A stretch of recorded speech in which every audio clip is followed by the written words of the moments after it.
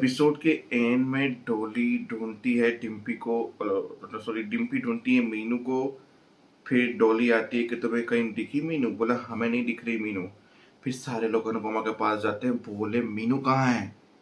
बोला मुझे नहीं पता।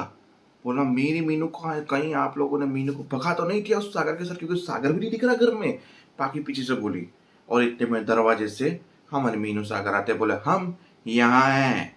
और दोनों के गले में हार पहना हुआ था, मतलब दोनों ने शादी कर ली। पर देखो अनुपमा वाले तबीयत से काटते हैं, इसको सपना भी समझ सकते हो आप, तो सीरियसली मत लेना। आते हैं मुद्दे पे। एक सीन था जहाँ पे टिट्टू डिम्पी बात कर रहे थे, जहाँ डिम्पी बोल रही थी मैं परेशान हूँ, हाँ मुझे जेलर लग रही है और हम उसके कैदी लग रहे हैं। बोला देखो उनके ऊपर भी जिम्मेदारी से हैं, बहुत सारे काम है और सब यहाँ पे काम करते तो हमें भी करना पड़ेगा काम। माँ ऐसी माँ वैसी, फिर बोल के जलाई। बोला देख वो माँ है, उसके ऊपर जिम्मेदारी है। एक बहन होने के नाते बोलती हूँ, उस दिन ऐसे ही बोला था पर आज एक बहन होने के नाते बोलूंगी कि मुंबई चली जाओ टिट्टू के साथ। टिट्टू को यहाँ रहना नहीं है, पर वो रह रहा है क्योंकि अंश और तुम यहाँ पे हो। और प्यार करने वाला पति बहुत नसीब से मिलता है, तो मेरी बात मानो। हिस्से और लड़ाइयाँ वो चलती रहेंगी, हिस्से के लिए लड़ो। पर अगर यहाँ पे कंफर्टेबल नहीं हो, अंश को एक कंफर्टेबल लाइफ देना चाहती हो, तो टिट्टू के साथ उसके घर पे चली जाओ मुंबई में। अच्छी और कंफर्टेबल लाइफ जियोगी। मेरे पास माही की, ईशानी की और परी की जिम्मेदारी है, इसके लिए मैं नहीं जा सकती हूँ क्योंकि पीछे कोई है नहीं, मैं मजबूर हूँ।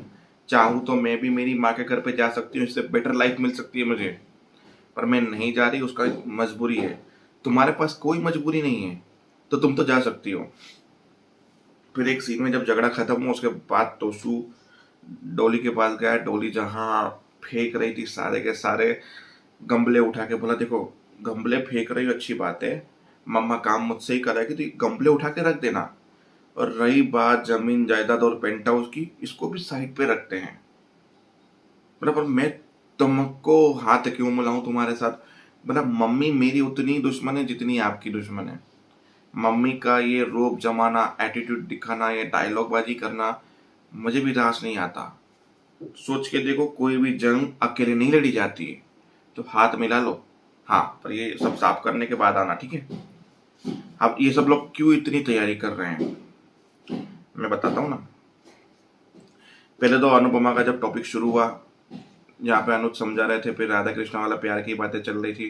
बोला तूने बोला बात कुछ करो तो मैं करने के लिए बैठ गया, ये वो लंबा चौड़ा ज्ञान था, उस पर नहीं जाते। फिर अनुज ने बोला ठीक है, क्योंकि फिर अनुज भी जिद्दी था। बोला मैं तो अभी भी इंतजार करूंगा, मैं तो सोच रहा हूँ कि जेब में सिंदूर के डब्बे, कब तुम्हारा मूड हो जाए मैं सिंदूर भर दूँ, तुम मेरी बीवी बन जाओ, कभी तुम्हारा मूड बदल जाए तो ये हो जाए तो वो हो जाए। मतलब पागलों की तरह बातें हो रही थी उनकी, और अनुपमा भी हंस रही, तुम कभी नहीं सुधरोगे।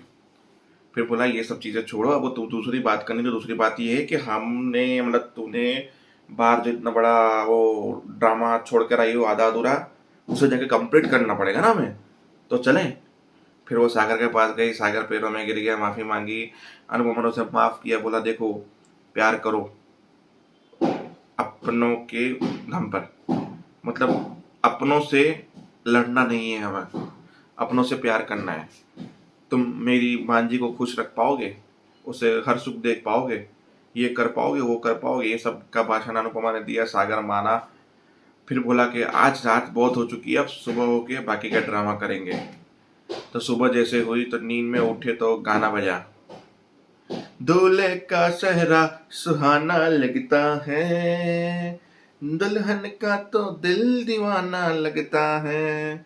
बोला सुबह सुबह ये क्या नौटंकी है? डोली ने बोला नौटंकी ये कि इन दोनों ने फैसला ले लिया कि ये दोनों साथ में रहने वाले हैं, एक दूसरे से प्यार करने वाले हैं, और तो मैं इनके फैसले में इनके साथ हूँ।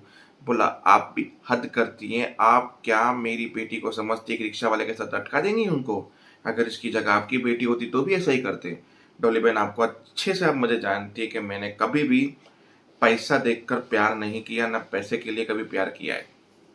तो मेरे लिए इम्पोर्टेंस तो प्यार होती है और प्यार में रिस्पेक्ट होती है, जो आई थिंक मीनू और सागर समझते हैं। और मैंने उनसे बात भी कर ली, पहले अपने करियर पे फोकस करेंगे ये लोग, उसके बाद प्यार की बातें करेंगे। तब तक ये लोग अपने लिए कुछ बनेंगे, खुद कुछ बनेंगे, फिर ये डिसीजन लेंगे।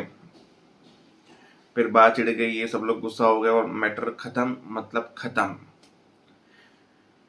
फिर हमारी डॉली समझाने लगी, मीनू को बात समझाने लगी, बाबूजी के पास गए, बाबूजी ने सुनी नहीं। फिर डॉली बोले तेरा दिमाग खराब है, बोला मेरा कोई दिमाग खराब नहीं है।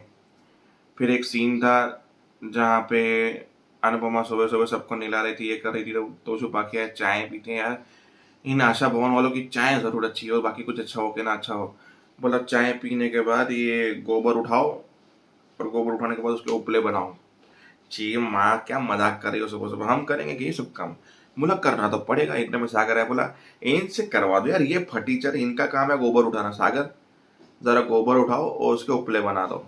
सागर ने बोला जी मेजोड़ी। उठाया गोबर और उपले बनाना शुरू कर दिया। बोला इससे कहते हैं आज्ञाकारी बेटा। माँ ने एक बार बोला और उसने काम किया।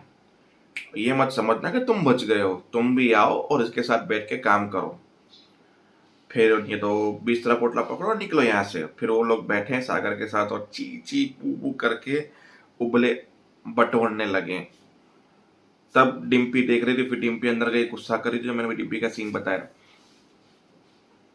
तो बोला अब तीनों बराबर लग रहे हो, ना कोई ज्यादा, ना कोई ऊपर, ना कोई नीचे।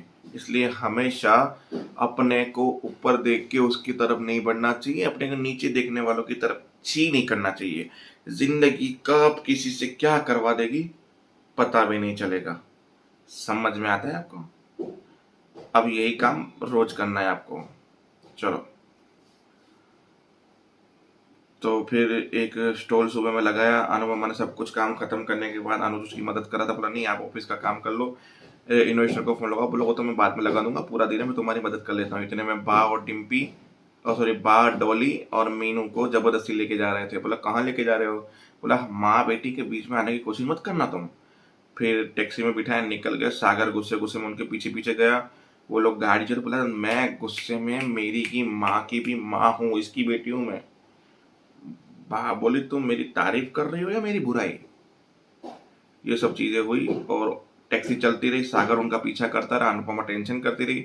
फिर एक कॉल आया कि एक कैंटीन का ऑर्डर मिला है, वो भी 1 महीने के लिए, वो भी रोज 100 लोगों को खाना। फिर सब लोगों को बुलाया कि ऑर्डर मिला है, ऑर्डर मिला है, बहुत बड़ी बात है, ये वो खुशियां मना रहे थे वहां पे। पर मन में टेंशन थी कि वहां क्या हो रहा है। और एपिसोड खत्म। देखते आगे क्या होता है।